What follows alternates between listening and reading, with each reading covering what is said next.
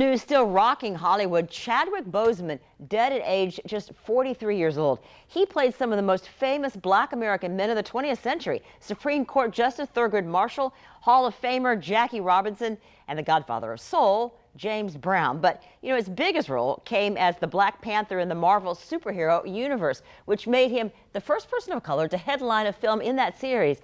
And he did it all while fighting colon cancer. Boseman's family says he was diagnosed with stage 3 cancer back in 2016. The American Cancer Society says colon and rectal cancers are the third most common types in the United States, with nearly 150,000 cases each year. It is also the third leading cause of death. And while the overall death rate is dropping, it is actually going up in people younger than 55, with a 1% increase each year from 2008 to 2017.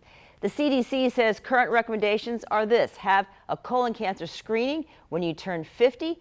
The screenings go from age 50 to age 75. And if you have a family history or some other increased risk factor, you should talk to your doctor about having that colonoscopy earlier than age 50.